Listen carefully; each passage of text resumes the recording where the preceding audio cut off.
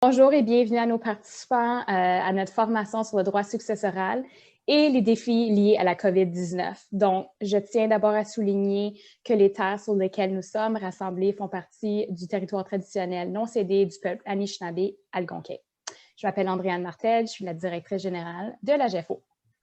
Je suis vraiment contente de vous voir encore une fois sur Zoom. C'est pas la même chose qu'en personne, mais c'est vraiment le mieux qu'on puisse faire de nos jours. Donc, la GEFO est ravie de continuer à offrir ces formations en français à distance durant cette crise sanitaire.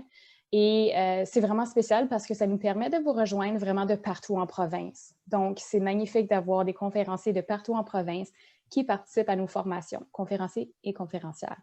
Je vous rappelle que la formation d'aujourd'hui est accréditée par le Barreau de l'Ontario pour 1 heure de droit de fond. Je vous rappelle également qu'il vous reste que quelques semaines pour compléter vos obligations de formation professionnelle continue pour l'année 2020. Donc, n'oubliez pas d'inscrire vos informations avant le 31 décembre, dans votre portail. Je tiens à souligner qu'il vous reste encore une formation de la GEFO, autre que celle d'aujourd'hui, pour compléter vos heures. Donc, nous allons vous présenter une formation professionnelle sur la responsabilité professionnelle le 17 décembre prochain. D'abord, j'aimerais souligner quelques points d'intendance comme on le fait à chaque rencontre. Premièrement, nous sommes en mode Zoom webinar aujourd'hui, donc les formateurs ne peuvent pas vous voir ou vous entendre lors de la réunion, malgré que vous pouvez nous voir et nous entendre. Afin de voir les formateurs sur un même écran, vous devez cliquer en haut à droite de votre écran sur le bouton Gallery View ou Aperçu Galerie. Nous aurons aussi une période de questions à la fin de la formation, évidemment si le temps le permet. Donc, si vous avez des questions, vous pouvez les poser dans le chat. Donc, nous avons allumé le chat pour ce faire. Vos questions seront transmises aux conférenciers, à notre conférencier et à notre conférencière par la modératrice, évidemment, encore une fois, si le temps le permet. Nous offrons en fin de compte gratuitement cette formation aux membres de la GEFO. Donc, c'est vraiment exceptionnel que nous pouvons vous l'offrir. C'est vraiment un bénéfice de devenir membre de la GEFO. Donc, pour ceux et celles qui sont en ligne présentement qui ne sont pas déjà membres de la GEFO, nous vous encourageons à devenir membre en visitant notre site web à gefo.ca. Je vous présente maintenant notre modératrice de la formation, Maître Nathalie Bouchard, qui est avocate et agente de projet à la GEFO. Donc, merci beaucoup à vous deux et merci beaucoup, Nathalie, de prendre la relève. Je vous souhaite une excellente formation. Merci beaucoup, Andréane, pour ce mot de bienvenue. Donc, nous sommes choyés d'avoir 2 conférenciers experts dans la matière ce matin qui pourront nous présenter les défis que la pandémie a posés en matière du droit des testaments et des successions et nous guider dans nos pratiques respectives. Donc, sans plus tarder, je vous présente nos conférenciers. Donc, premièrement, nous avons Maître Assadeh Nourbaksh Lavictoire, avocate et fondatrice de Nourbaksh Law. Maître Nourbaksh Lavictoire a fondé en 2009 son cabinet juridique Nourbaksh. Sa pratique se concentre principalement sur les testaments, la planification de la succession, l'administration des successions et le droit immobilier.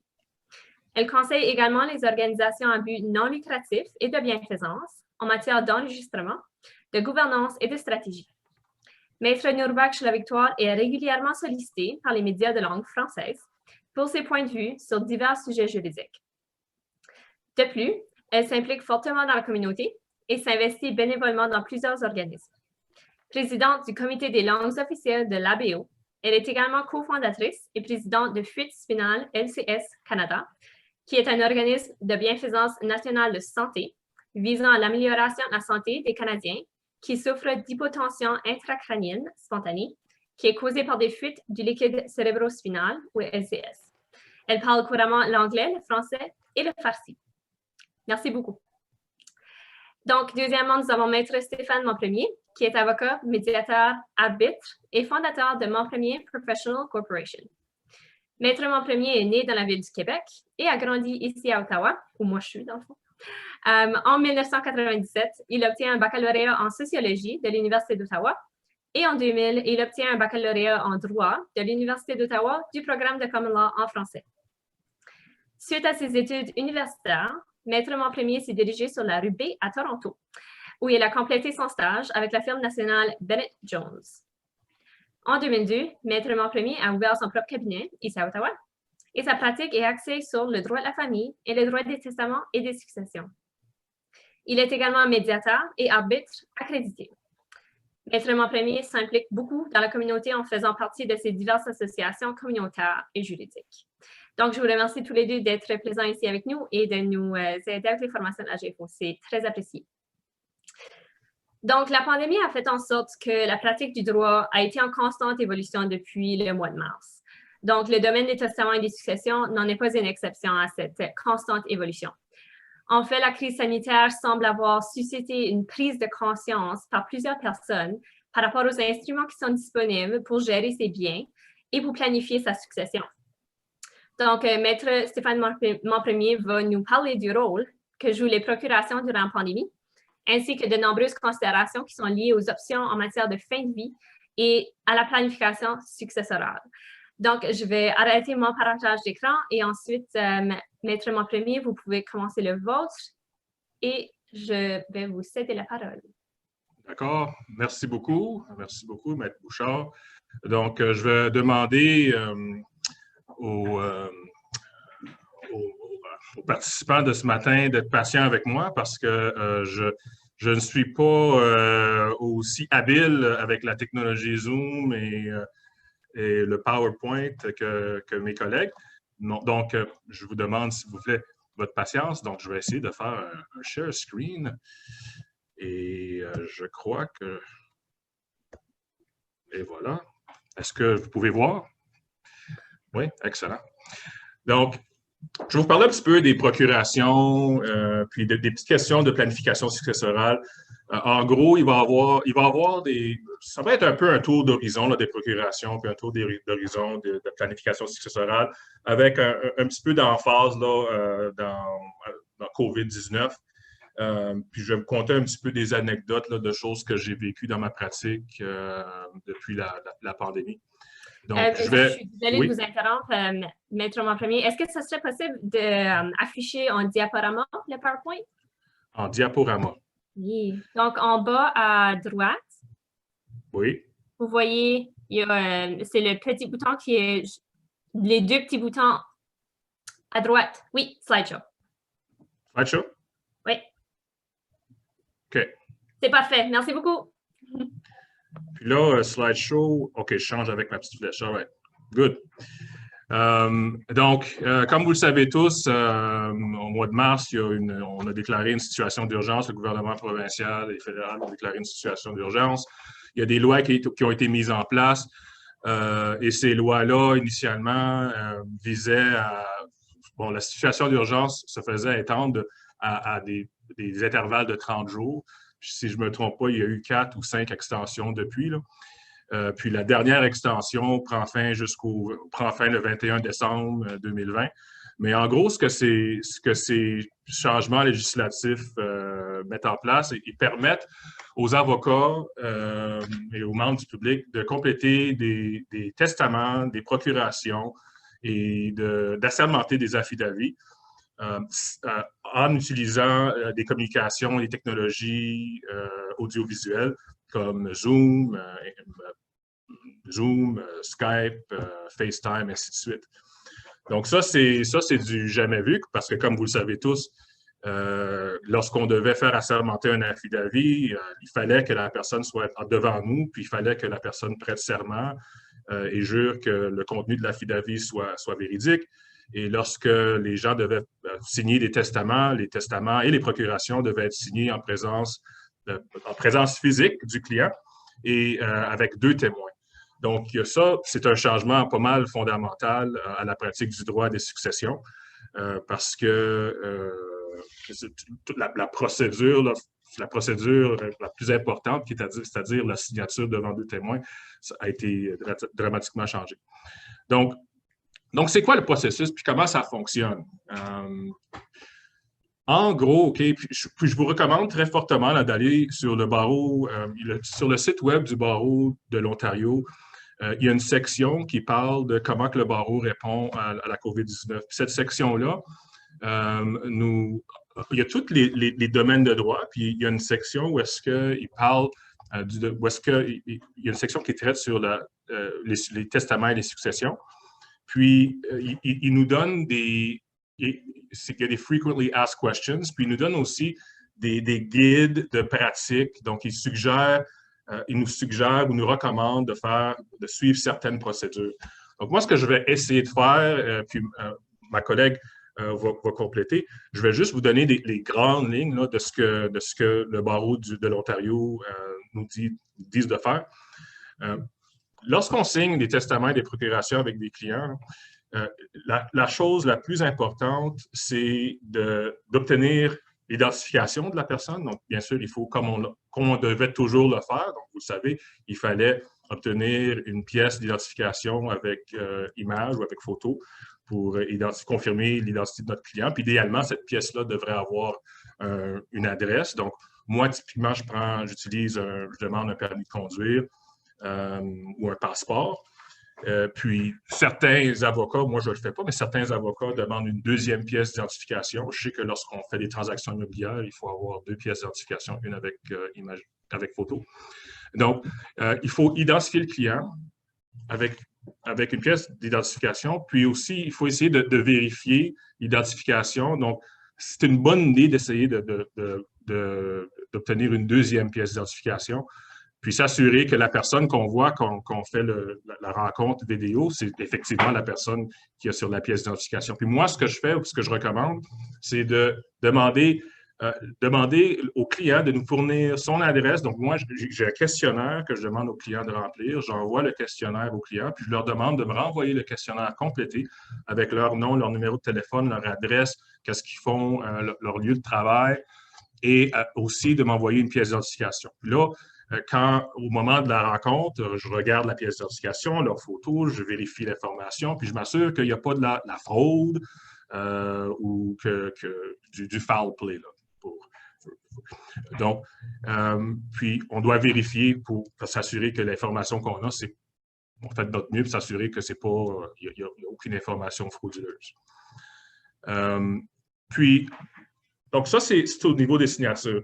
Puis le gros changement que je trouve qui est un peu étrange, mais c'est ce qu'ils nous disent de faire, c'est que quand on signe un testament de procuration, notre client, donc on envoie le testament ou la procuration au client. Normalement, je le fais par courriel, hein, on le fait pas mal tous par courriel. Le client l'imprime et puis ensemble, pendant la rencontre, donc on fixe une rencontre Zoom. Pendant la rencontre Zoom, on révise les documents ensemble. On révise les documents ensemble, les clients posent les questions, on explique, ainsi de suite, on discute. Et puis, lorsque on est prêt pour les signatures, donc lorsque le client semble avoir tout compris, moi, ce que je fais, je demande à mon témoin, donc j'ai normalement mon adjointe ou quelqu'un de mon bureau qui vient, puis qui se présente à côté de moi, puis on signe. On demande au client de signer, puis ce que je demande de faire au client, je lui demande de me montrer, de diriger sa caméra à l'endroit où est-ce qu'il ou elle est en train de signer. Et là, le témoin et moi, on regarde le client signer sur la caméra. Et puis, lorsque le client a signé, là, on lui demande, donc, c'est là qu'il y a différentes options. Ce que le barreau nous recommande, et selon les nouvelles législations, ils nous disent qu'ils demandent au client de signer les documents, puis ils demandent à l'avocat et au témoin de signer, et les signatures, les deux documents qui ont été signés individuellement, ensemble deviennent un document qui est valide et exécutoire. Donc le client va nous envoyer, ce que le client a signé et ce que nous avons signé en témoin, on met la signature du client et la signature des témoins ensemble, ça devient un document. J'imagine que c'est la façon la plus sécuritaire de le faire, mais moi, ce que je suggère aussi comme pratique, puis ce que je fais avec mes clients, c'est que lorsque mon client a fini de signer, j'envoie un service de messagerie chercher le testament ou la procuration chez le client. Ils amènent ça ici, puis là, à ce moment-là, moi et mon témoin, on procède à la signature. Mais selon les nouvelles règles, par contre, s'il y a 2 documents, qui ont des exemplaires de signatures différents, ces deux documents-là, ensemble, vont former un document valide. C'est-à-dire, il y a un testament que le client a signé et nous, on a un testament qu'on a signé avec le témoin en tant qu'avocat, les deux documents ensemble sont l'équivalent d'un document et sera exécutoire si jamais on doit faire homologuer le testament. Mais pour des fins pratiques, je me demande vraiment quel genre de problème ça peut poser si, par exemple, un client qui est dans une situation d'urgence à l'hôpital doit soumettre une procuration, puis il montre ça à l'hôpital Montfort, par exemple, puis là, eux autres, ils ont deux documents, un qui est la signature du client, puis un autre qui est la signature de l'avocat avec un témoin, puis ils doivent essayer de mettre ça ensemble, puis je pense que ça serait difficile pour monsieur et madame tout le monde de comprendre que ces deux documents-là, chacun d'entre eux qui n'ont aucune signature complète, sont un document, sont exécutoires. Je pense que ça pourrait porter à confusion, ça pourrait amener des délais. Donc, moi, ce que je suggère, c'est, si possible, parce qu'il y a des situations où est-ce que c'est pas possible, si possible, d'avoir un document signé avec les signatures et les noms des témoins. Puis l'affidavit, donc quand on fait le testament, puis ma collègue va en discuter plus longuement, mais quand on fait le testament, l'affidavit d'exécution pour le testament, on devrait faire référence au fait que le document a été signé.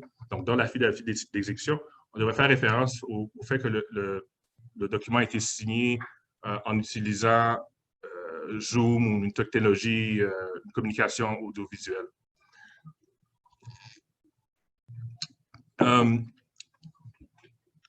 Il y a des préoccupations particulières qu'on parle, qu'on procède à la signature de procuration et de testament en utilisant Zoom ou la technologie. Puis, pour ceux d'entre vous qui avaient de l'expérience en succession, qui avaient déjà fait des testaments avec des clients, vous avez sans doute vu la situation où est-ce que une fille, peut-être de 45 ans ou de 50 ans, amène sa mère au bureau, puis sa mère, c'est 75 ans, puis bon, elle était en chaise roulante, puis elle va pas bien, puis là, la fille ou l'enfant semble vouloir parler pour le parent, puis suggère des choses, puis le parent, des fois, il est un petit peu mélangé. Donc, une de mes préoccupations avec les testaments et les procurations quand je fais les signatures en utilisant Zoom, c'est que je veux toujours savoir, puis il faut demander au client, surtout quand c'est un client qui est d'un âge avancé, est-ce qu'il y a d'autres personnes dans la salle? Qui est dans la salle? Quelle est la relation avec cette personne-là? J'aime aussi demander, juste pour s'assurer qu'il n'y a pas de l'influence indue, j'aime demander des choses comme est-ce que c'est la première fois que vous faites une procuration, un testament? Est-ce que vous en avez fait plusieurs? Parce que si le client te dit « Ah oui, j'en ai fait un le mois dernier » ou « J'en ai fait un il y a 6 mois », mais là, c'est important de savoir pourquoi est-ce qu'il y a un changement en ce moment-là? Parce que souvent, il y a des chicanes. Les clients ne vont pas nous dire ça, mais souvent, il y a des chicanes à l'intérieur de la famille. Puis, il y a un bord de la famille qui essaie de faire maman ou papa signer quelque chose puis donner le contrôle sur les finances. Puis là, l'autre bord essaie de faire la même chose. Puis là, ils se font des jeux où est-ce qu'ils amènent papa et maman au bureau d'un différent avocat à chaque 2 mois, à chaque 6 mois pour changer les procurations, les testaments. Donc, il faut faire très attention à ce genre de situation-là parce que c'est beaucoup plus courant qu'on pense. Moi, personnellement, je n'ai pas eu d'expérience avec des tentatives de fraude ou de blanchissage d'argent, mais ce que je vois quand même assez souvent, c'est des situations où est-ce on dirait que quelqu'un, un membre de la famille, un enfant, un bénéficiaire potentiel qui essaye d'obtenir un certain contrôle sur la succession ou sur les biens d'une personne vulnérable. Ça peut être une personne âgée, des fois c'est une personne qui pour une raison ou une autre qui n'a pas toutes ses compétences. J'en avais eu un dossier récemment où est-ce que mon client avait eu un ACV, puis il était relativement jeune, mais il n'avait pas toutes ses compétences. Puis il y a aussi des situations d'abus de pouvoir. Donc, des fois, c'est des gens qui ont toutes leurs compétences mentales ou intellectuelles ou émotives, mais il y a quelqu'un qui a une situation de violence ou une situation d'abus où est-ce que la personne n'est pas vraiment en train de faire des décisions de son libre arbitre. Donc, ça, c'est des choses très importantes qu'il faut surveiller. J'appelle ça des drapeaux rouges. Donc, surveillez ça très attentivement, particulièrement lorsqu'on utilise la technologie. Puis juste dans la première fiche, dans la première diapositive, j'ai mis les nouvelles législations là, qui ont mené, qui nous permettent en tant qu'avocats de signer des documents en utilisant la technologie là, Zoom, comme Zoom. Puis aussi les liens Internet si vous voulez accéder aux dispositions législatives spécifiques. Une chose que j'aimerais partager avec vous, ça, c'est pas quelque chose qui... J'aurais pas pensé à ça, puis quand je lis les différentes publications qui ont été offertes par le barreau de l'Ontario, j'ai pas vu des choses à cet effet-là, mais c'est quelque chose de très réel, OK? C'est des situations où est-ce que, encore une fois, des personnes âgées, imaginez-vous votre grand-père ou peut-être votre mère. Moi, dans mon cas, c'est ma mère. Okay? Ma mère, elle a toutes ses compétences intellectuelles. C'est une femme elle est très vive d'esprit, enseignante à la retraite, mais elle n'a jamais fait, elle ne fait pas confiance à l'Internet. Elle ne veut pas faire de transactions bancaires sur l'Internet. Elle aime aller à la banque avec son petit carnet, puis elle fait ses dépôts, puis elle paye des factures, puis elle aime physiquement avoir le contact humain, là, puis faire ça physiquement à sa banque, toujours la même branche, tout le temps. Puis elle ne veut pas mettre ses mots de son nom ou ses adresses ou ses mots de passe sur l'Internet. Elle n'aime pas ça. Puis, c'est difficile des fois de convaincre des gens de changer des habitudes de longue date. Moi, je ne suis pas assez brave pour le faire. Donc, dans le cas de ma mère, quand elle a des choses sur lesquelles elle insiste, je l'accommode. Et c'est le cas pour plusieurs personnes. Il y a beaucoup de gens, souvent des gens qui sont un peu plus âgés, qui ne font pas confiance à la technologie et ils veulent continuer à transiger avec Bell ou Rogers ou peu importe, payer leurs factures par la poste ou avec des chèques. Mais pendant COVID-19, là, quand il y a eu le lockdown récemment, les gens ne pouvaient pas aller à la banque, ils ne pouvaient pas faire leurs transactions bancaires. Donc, moi, j'avais des clients qui m'appelaient et disent Rogers a coupé le câble, mon père est à la maison tout seul, puis il ne sait pas quoi faire. Rogers lui dit d'aller sur l'Internet pour faire telle chose, mais lui, il ne sait pas comment faire ça. Moi, je ne peux pas aller chez lui parce que on n'a pas le droit, on est en quarantaine. Donc, qu'est-ce qu'on fait? Donc, j'ai eu au moins 3 clients qui m'ont contacté avec ce même genre de problème-là. Puis, ce qu'on a fait des procurations. Puis, tu sais, ils m'ont dit, qu'est-ce que je fais, Stéphane? Qu'est-ce que je fais pour pouvoir aider mon père? Qu'est-ce que je fais pour pouvoir faire des transactions pour mon père ou pour ma mère? Qu'est-ce que je fais pour... Donc, ce qu'on a fait, on a fait des procurations très, très, très détaillées, des procurations pour biens très détaillées où est-ce qu'on dit... Donc, on fait une liste là, de toutes les compagnies avec laquelle papa ou maman transige. Puis, donc, c'est Rogers, Bell, TD, Enbridge, ainsi de suite, la Banque Royale. Puis, dans la procuration, on donne spécifiquement le droit à la fille, disons Julie, on donne spécifiquement le droit à Julie de transiger au nom de son père comme si elle était lui. Donc, avec cette procuration-là, mes clients ont pu contacter les diverses compagnies et avoir un accès à tous les comptes du père ou de la mère électronique. Il y a des dangers qu'on fait ça, par contre, parce que si on fait ça, puis surtout au niveau des comptes de banque, là, il peut y avoir des abus. Donc, il faut faire très attention. Il faut poser beaucoup de questions aux clients pour s'assurer que l'enfant ou le membre de la famille qui demande d'avoir ce contrôle-là n'est pas en train d'abuser du parent. Donc, il faut faire très attention, mais dans des situations appropriées, Puis dans les exemples où est-ce que moi je l'ai fait, c'était des clients que je connaissais depuis longue date. J'avais déjà fait le testament, j'avais déjà fait des procurations, j'avais fait des transactions immobilières dans le passé. Je connaissais papa, maman, je connaissais les enfants. Donc, c'est une situation particulière. Mais je pense qu'il faut essayer dans les situations, surtout de COVID, il faut essayer de s'éloigner un peu là, des testaments et procurations typiques, là, les templates qu'on utilise toutes. Puis il faut commencer à rédiger des clauses très spécifiques qu'un jeune de 25 ans à Rogers, quand il va le lire ou elle va le lire, ils vont comprendre puis ils vont savoir quoi faire. Donc, il faut essayer de rédiger des documents d'une façon pratique.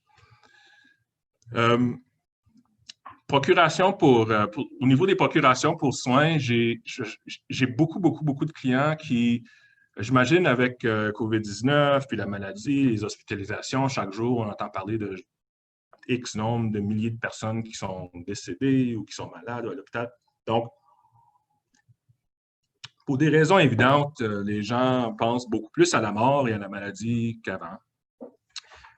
Et même avant COVID-19, je trouve dans ma pratique, ça fait 18 ans, 19 ans que je pratique, vers novembre, décembre, vers Noël, je dirais que je fais à peu près 30% plus de testaments et procurations que le reste de l'année. Parce que les gens commencent à penser, ils commencent à réfléchir à leur vie, ils réfléchissent à leur année, ils pensent à leur futur, ils veulent boucler certaines choses qu'ils n'ont pas fait, qui sur leur liste de choses à faire. Ils pensent, ils font des arrangements avec leur famille pour les fêtes, puis ils pensent à ceux qui sont partis, ceux qu'ils ont perdus. Puis, donc, il y a beaucoup plus de demandes pour les procurations et les testaments à cette période-ci de l'année. Puis je pense que cette année, c'est encore plus. Puis avec, en octobre 2020, le gouvernement fédéral, il y a un projet de loi qui a été, le projet de loi C7 qui a été déposé, là. Puis ce qu'ils essaient de faire, ils essaient de présenter une législation qui va permettre aux gens de mourir de façon digne. Donc, ce que je fais, moi, dans ma procuration, après, bien sûr, des discussions avec mes clients, je recommande de considérer qu'est-ce qu'ils veulent faire si jamais ils ont une maladie grave, où est-ce que les chances qu'ils vont pouvoir avoir une bonne qualité de vie suite à la maladie sont minimes. Qu'est-ce qu'ils veulent que les médecins et les membres de la famille fassent. Donc, je recommande fortement de mettre la terminologie, de penser à ces choses-là, d'encourager les clients à penser à ces choses-là, puis d'inclure dans les procurations des directives à la famille et aux médecins qui vont dire aux médecins et à la famille quoi faire si jamais ils sont dans une situation où est-ce qu'il n'y a vraiment pas de chance qu'ils vont s'en sortir.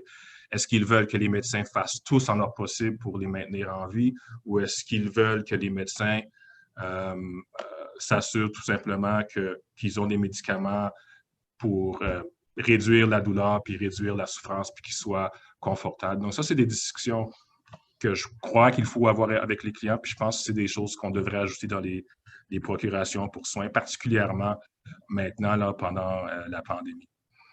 Salut Stéphane, je suis désolée de vous interrompre. Vous avez quelques minutes de reste avant qu'on doit passer à la présentation à Maître Nourbach La Victoire. Merci. D'accord.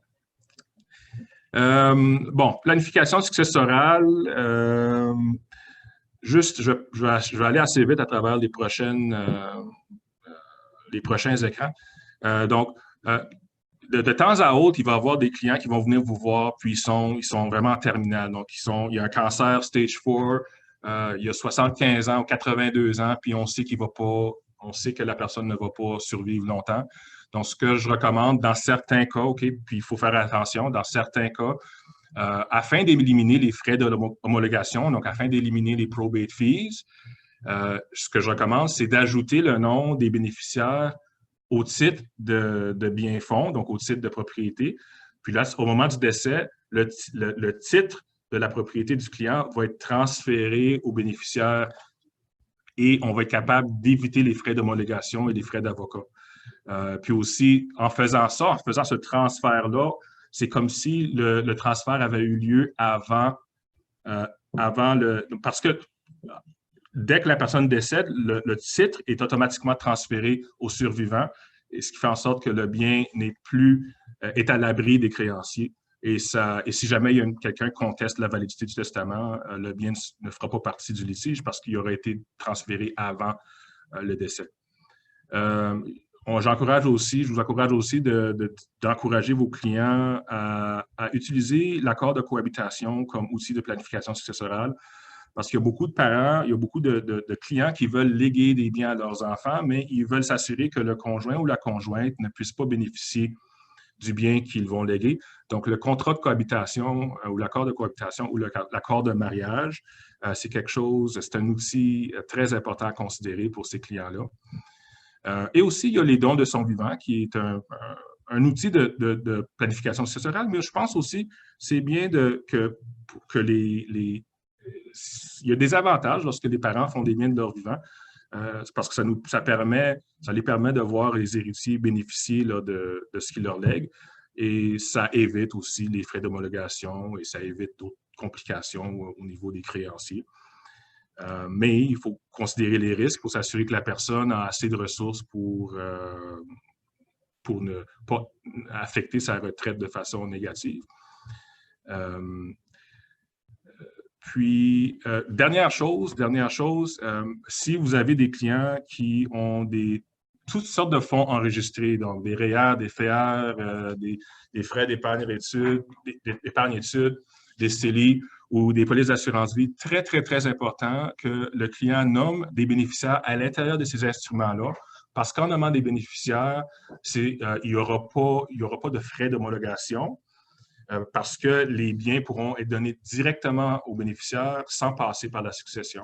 Et puis, bien sûr, parce qu'il n'y a pas de frais d'homologation, puis ça ne passe pas par la succession, c'est à l'abri de réclamation contre les créanciers. Donc, en gros, c'est pas mal ça, ma présentation pour aujourd'hui. Merci de m'avoir écouté.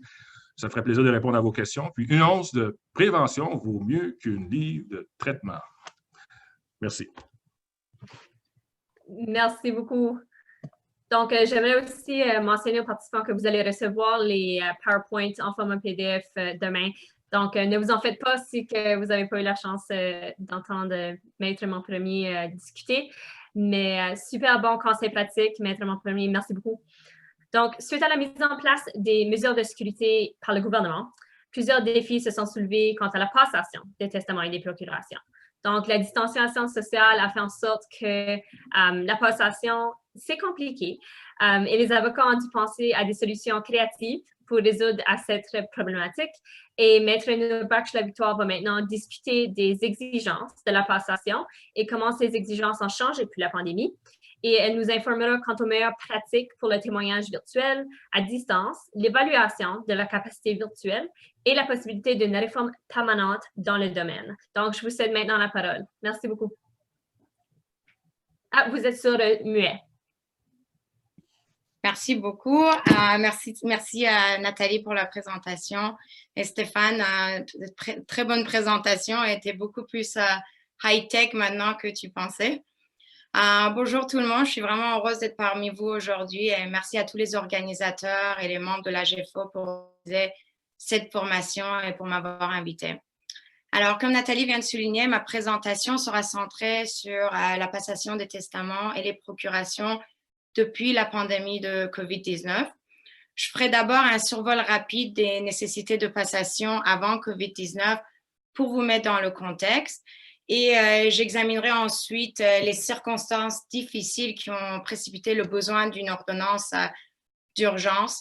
Je regarderai aux dispositions pertinentes de l'ordonnance et les meilleures pratiques de technologie pour diminuer nos risques à titre d'avocat. Dans cette optique, je noterai comment procéder à l'évaluation de la capacité de tester à distance en rentrant un peu plus en détail sur ce que Stéphane vient de noter. Enfin, je regarderai aussi aux possibilités d'une réforme permanente, comme c'est un sujet assez discuter en ce moment, comme Nathalie vient de le mentionner. Alors, les règles relatives au testament en Ontario, soit les formalités d'exécution, sont énoncées dans la loi portant réforme des successions. Et cette loi est très claire et sans ambiguïté. En fait, l'article 4 de la loi prévoit très clairement qu'un testament, à l'exception d'un testament holographique, donc un testament écrit à la main, n'est valable que s'il est signé par le testateur en présence de 2 témoins et en même temps, et que ces deux témoins doivent signer le testament en présence du testateur.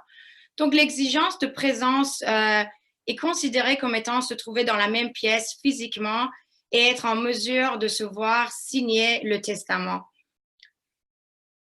Pareillement, la loi sur de 1992 sur la prise de décision au nom d'autrui prévoit aussi que les procurations doivent être signées en présence de 2 témoins. Ce qu'il faut noter, c'est que contrairement aux testaments qui peuvent être écrits à la main et on peut sauter à l'étape de 2 témoins, les procurations ne peuvent pas être faites à la main sans la nécessité des 2 témoins qui doivent être présents. Il faut aussi noter que dans l'Ontario a des règles très strictes, mais aussi très claires, comme on vient de le voir, pour exécuter les testaments. Donc, contrairement à d'autres provinces, l'Ontario ne dispose pas d'une législation qui permet à un tribunal de valider un testament qui n'a pas été dûment exécuté. Donc, il n'existe pas d'article dans la loi de succession qui donne aux tribunaux l'autorisation et le pouvoir discrétionnaire de valider un testament. C'est sûr que certains ont fait valoir que même en absence d'une disposition de loi donnant au juge un pouvoir discrétionnaire, que les juges ont une compétence inhérente de le faire. Mais vraiment, rarement, la Cour a décidé de valider un testament qui n'a pas été exécuté proprement. Les tribunaux de l'Ontario n'ont dérogé à la stricte conformité d'un testament que dans des circonstances limitées. Par exemple, les juges ont considéré le bon sens et l'accent est surtout mis sur la détermination de l'intention du testateur d'adhérer à la procédure d'exécution, comme dans le cas de la succession de Riva. Par exemple, la testatrice avait signé derrière la page parce que sur le formulaire, il n'y avait pas de place pour qu'elle signe. Donc, le juge avait décidé que c'était raisonnable parce que vraiment, il n'y avait pas de place et que la testatrice voulait adhérer à la formalité d'exécution. Plus récemment, en 2013, dans l'affaire de Zerbinati, le juge Wright a clairement réitéré que l'Ontario n'est pas une conformité substantielle, mais plutôt stricte, malgré que dans ce cas précis, le juge avait décidé de valider le testament. La question aujourd'hui, c'est vraiment est-ce que le tribunal devrait bénéficier d'une plus grande latitude pour valider ou rectifier un testament mal préparé, fait partie de la réforme permanente de la loi que je toucherai vers la fin de cette présentation. Donc, étant donné que rarement les cours ont validé un testament, pour les avocats, assurer la formalité d'exécution est très important. Donc ça, c'était un petit survol rapide de la formalité d'exécution et la règle stricte de conformité des testaments en Ontario avant la maladie de COVID. Et là, c'est sûr, COVID arrive et tout change. La réaction générale face à la COVID était absolument sans précédent. La maladie de COVID a déclenché une anxiété incroyable chez les gens. On a vu tous des étagères vides aux épiceries et certains, on ne comprendra peut-être jamais le raisonnement de certaines marchandises comme les papiers toilettes. Mais la même anxiété, en fait, se retrouvait chez les gens. Pardon, je retourne sur, voilà, mon PowerPoint. Okay. Donc, la même anxiété, en fait, se retrouvait un peu dans notre domaine suite à la pandémie. Les gens étaient anxieux de mettre en ordre leurs affaires. Les testaments et les procurations qui pouvaient rester souvent au bas de la liste des choses à faire sont soudainement devenus une priorité.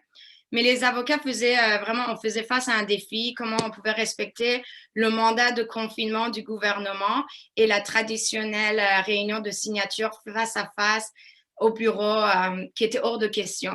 Au début, on a essayé de façon créative, soit envoyer le testament avec des instructions en limitant le mandat, qu'on n'assistait pas à l'exécution. D'autres ont demandé à leurs clients de filmer le processus d'exécution. Mais une chose était certaine, c'était que puisque la loi ontarienne est assez stricte en matière d'exigence sur les formalités de signature, sauf en cas d'indication contraire de la province ou de tribunal, il était impossible pour les avocats de signer ces documents de façon électronique et d'en témoigner, d'utiliser le témoignage de vidéoconférence sans approbation de la Cour. C'est un peu ça qui a en fait déclenché la demande de Wisconsin. La demande de Wisconsin, il s'agissait d'un couple âgé qui avait leur testament rédigé, mais ils ne se sentaient pas à l'aise de laisser leur avocat et un témoin de venir dans leur condo pour l'exécuter. Donc, mais aussi, il faut noter qu'ils étaient âgés, leur santé détériorisée, et une des plus grandes inquiétudes qu'ils avaient aussi, c'était de signer les procurations des biens pour permettre à leurs filles de s'occuper de leurs affaires pendant la pandémie et le confinement. Et comme je viens de mentionner, une procuration ne peut pas être écrite à la main sans la nécessité des 2 témoins. Donc, l'avocat a quand même proposé une rencontre de Zoom pour faciliter la passation des testaments.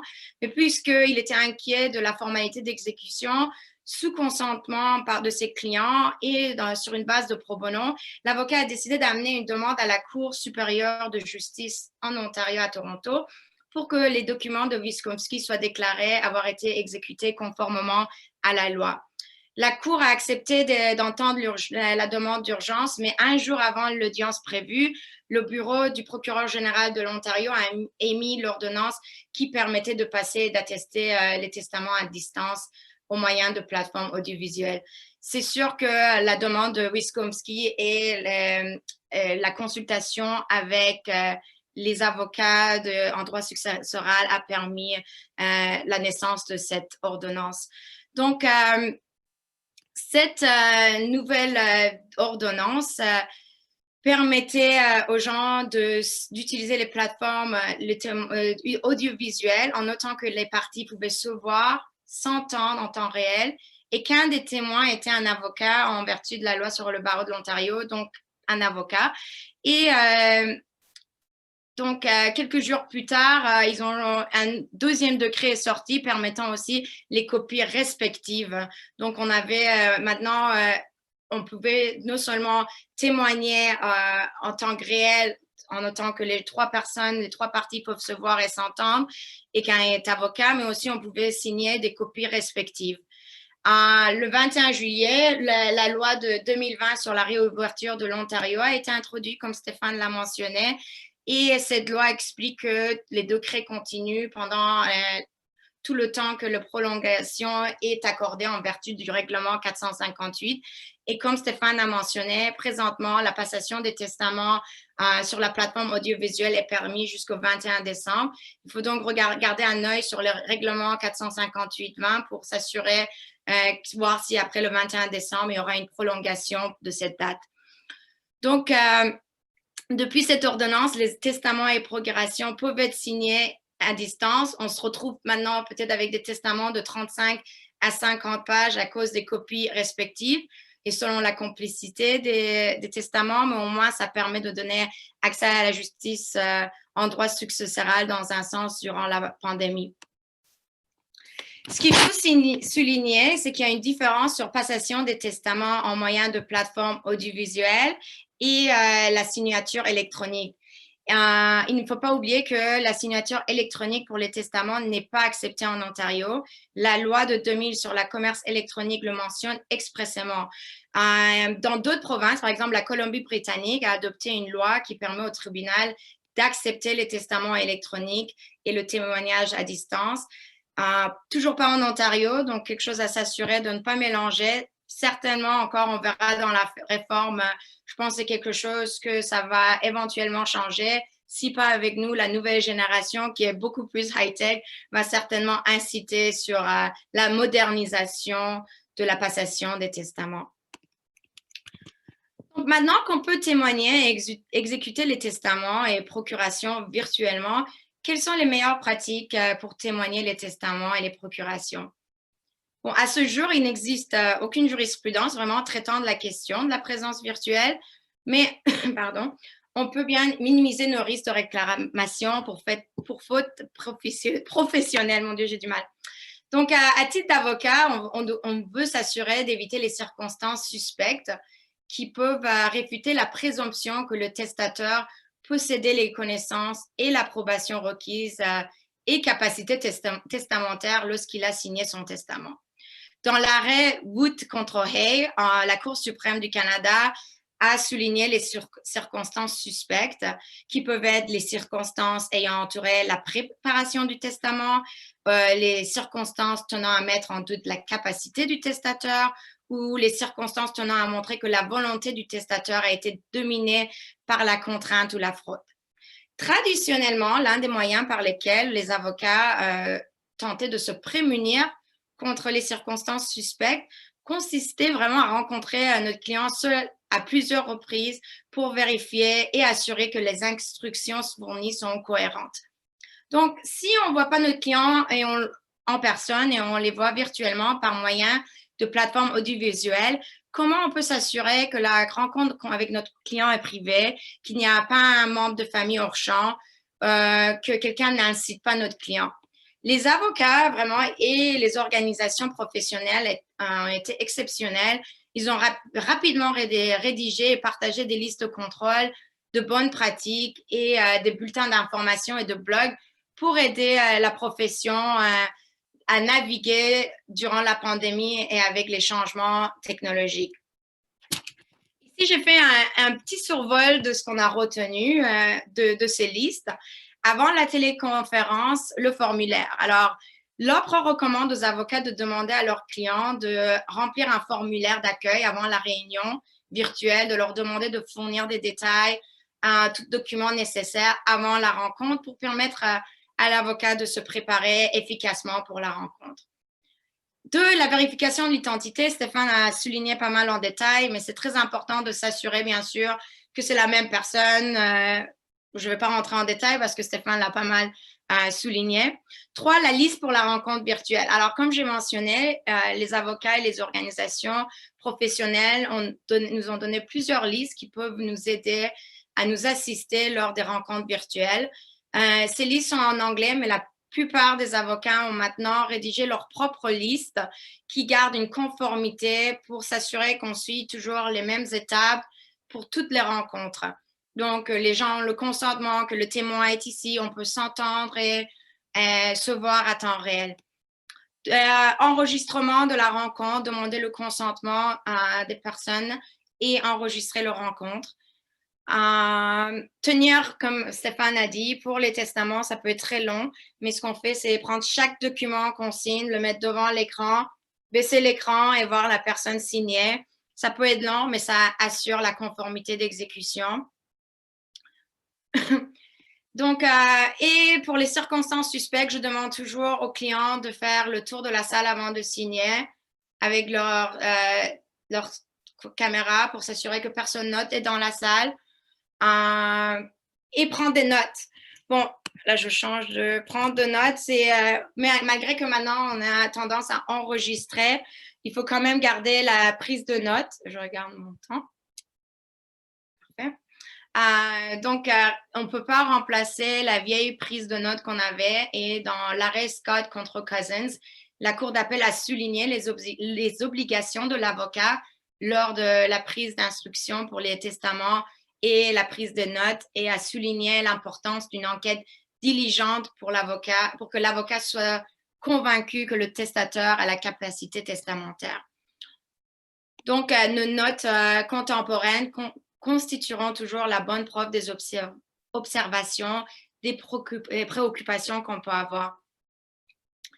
Et surtout, s'il y a des questions concernant la capacité ou l'abus de l'influence, les notes de l'avocat seront primordiales pour confirmer les intentions du testamentaire. Donc, aussi, vos notes devraient, juste pour faire un petit survol rapide, devraient souligner l'historique du client, la liste des clients, un examen des membres de la famille. Si un des héritiers ou une personne qui serait normalement bénéficiaire ne va pas être bénéficiaire, peut-être expliquer pourquoi. Toute observation faite par l'avocat devrait être soulignée. Il ne suffit pas de dire juste « je suis satisfait de la compétence ». Donc, l'avocat doit vraiment aussi s'assurer de la capacité testamentaire. Et les principes concernant la capacité de tester sont énoncés dans l'arrêt Banks contre Goodfellow. C'est un arrêt assez célèbre depuis plus de 150 ans.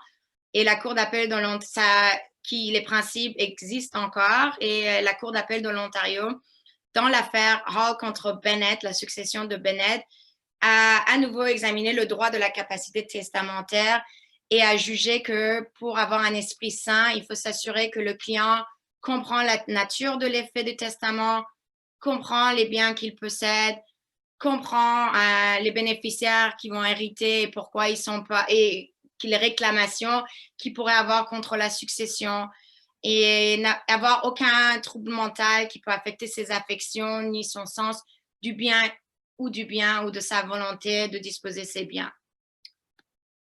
Dans cet arrêt aussi, dans l'arrêt Hall, la Cour a souligné le cas de Scott contre Cousins que je viens de mentionner et à nouveau a souligné l'importance de la prise de notes. Donc, les preuves d'avocat peuvent avoir un poids très important et c'est important que l'avocat assure cette obligation.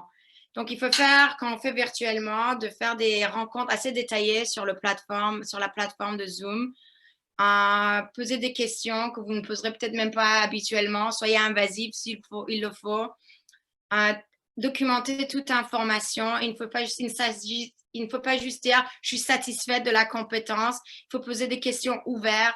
Si vous n'êtes pas à l'aise, rencontrer la personne à plusieurs reprises. Des fois, vous pouvez inviter une autre personne de votre bureau ou un assistant d'assister aussi pour avoir une autre personne qui prend des notes. En cas de doute sur la capacité, je dis toujours obtenez une évaluation de la capacité qui sera conservée, qui est obtenue par un médecin et qui reste conservée dans le dossier en cas de contestation ultérieure.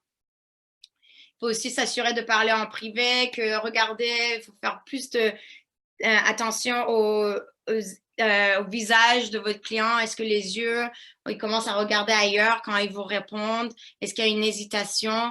Donc, tout ça, ça aide à voir s'il y a quelqu'un qui influence peut-être l'intention du testataire. Il faut aussi que quand on fait maintenant, comme Stéphane a souligné, mais maintenant qu'on fait tout virtuellement, il faut aussi il faut s'assurer qu'on change les affidavits de passation et les constats pour les attestations à distance. Pour assermenter ou affirmer, on peut suivre la liste de contrôle d'attestation qui a été donnée par le barreau de l'Ontario. J'ai mis le lien sur ma présentation. Assurez-vous de dire que le testateur, ils sont là simultanément, mais en utilisant une communication audiovisuelle en vertu du règlement.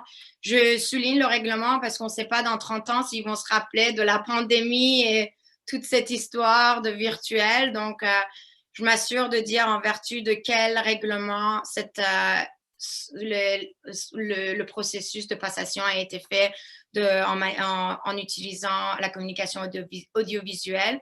Pour les constats d'assermentation aussi, je souligne que c'est fait à distance. On souligne que c'est fait en vertu du règlement 431 qui permet la prolongation des prestations des serments ou réception des déclarations à distance. Suivez la liste des contrôles d'attestation. Assurez-vous que votre client baisse sa caméra pour que vous les voyez signer. Maintenant qu'on parle avec tout ce changement, il y a beaucoup de discussions autour de la réforme réforme à la loi portant réforme des successions. Qu'est-ce qu'on va faire lorsque l'ordonnance d'urgence qui accorde est terminée?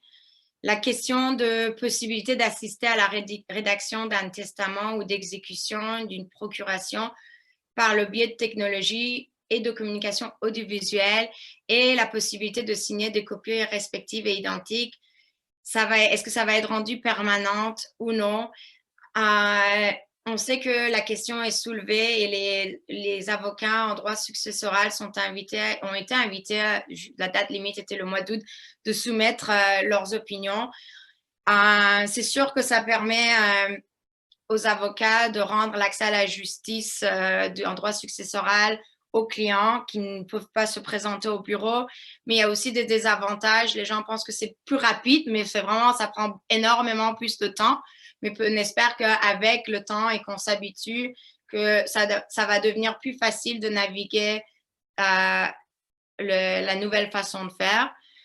Mais d'autres questions ont été soulevées pour moderniser un peu la loi. Est-ce que, par exemple, on devrait donner plus de latitude pour valider ou rectifier un testament comme en Colombie-Britannique? Est-ce qu'on devrait, pardon, comme dans d'autres provinces, je veux dire, est-ce qu'on devrait permettre la signature électronique comme en Colombie-Britannique ou d'autres provinces? La loi portant réforme des successions est assez datée. Il y a d'autres articles qui devraient être revus.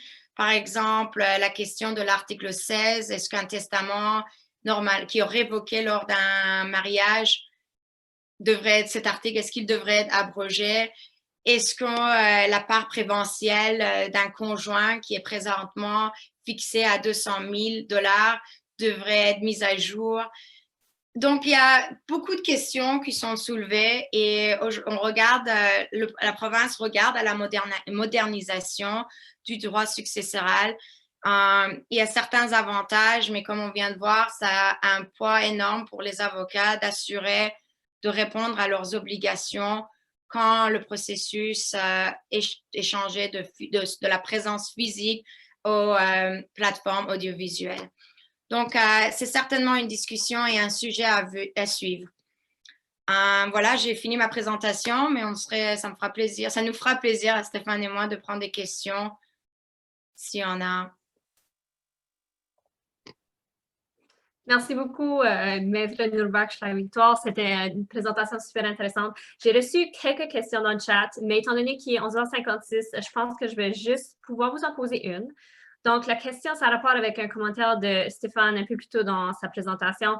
La question, c'est à savoir si quelqu'un veut faire une procuration ou un testament et que cette personne se trouve à l'hôpital, puis qu'à cause de COVID, les visites ne sont pas permises et qu'ils n'ont pas accès à Internet pour faire des Zoom calls avec leurs avocats ou quelque chose de cette sorte. Est-ce qu'il y a une solution à cette problématique? Donc, Stéphane ou Azadeh, vous pouvez... Moi, ça m'est arrivé à un client qui n'avait pas de moyens technologiques, puis on a un iPad qu'on a envoyé au client pour l'aider à accéder à l'Internet et au Zoom. Donc, les gens plus âgés ont des fois pas accès aux moyens technologiques, mais l'Internet est disponible aux hôpitaux. C'est plutôt l'ordinateur ou le iPad. Alors, selon moi, les avocats sont devenus très créatifs durant la pandémie. Je ne sais pas c'est quoi ton expérience, Stéphane. vous êtes sur mute. On vous entend. Je pense que c'est une excellente suggestion. Une autre option qui serait plus risquée, donc je préfère la suggestion d'Azadeh.